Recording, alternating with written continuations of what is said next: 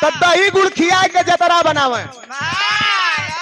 अब देखा एक मेहरारू अपने मर्द का जतरा बनावत रहे, जात रहे परदेश कमाए।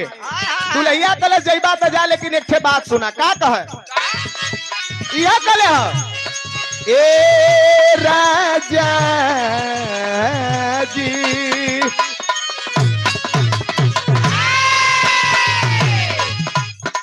आदरणीय आप हमारे पूज्य बाबूजी स्वर्गीय ननकू पहलवान बाबू का आप नाती होंगे संजय यादव जी, 100 रुपया बहुत बहुत प्रणाम। कहा दुल्हिया अरे एक चुमा ले जगाली में,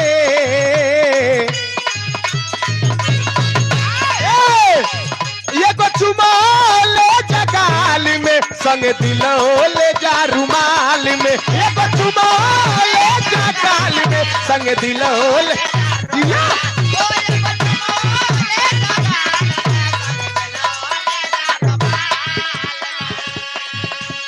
बहुत लगी बा। उ कहा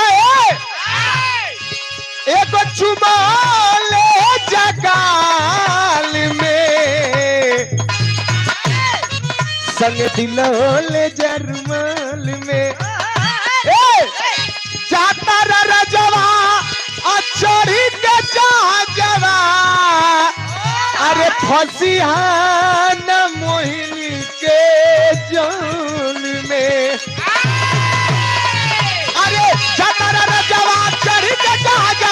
फसियाना मोहन के जाल में, ये चुमाले जगाल में, संग दिलोले जमाल में।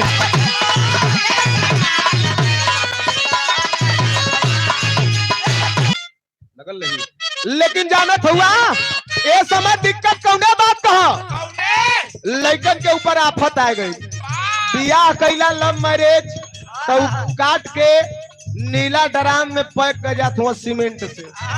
अरेंज मैरिज करवा तब मेघालय का घटना सुनबे कैला पहाड़ के नीचे चल गए लोग। इन लड़का सुझाव दिले रहे, सुझाव दिले हो राजू भैया चरण भैया ध्यान दिया।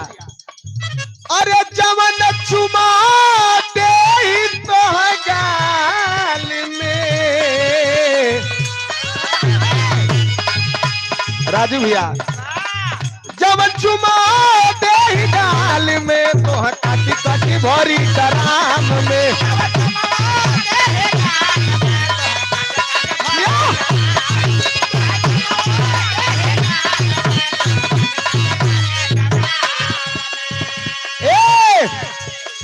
एक बड़ा ट्रेंड कैले हगी छने छने बदले,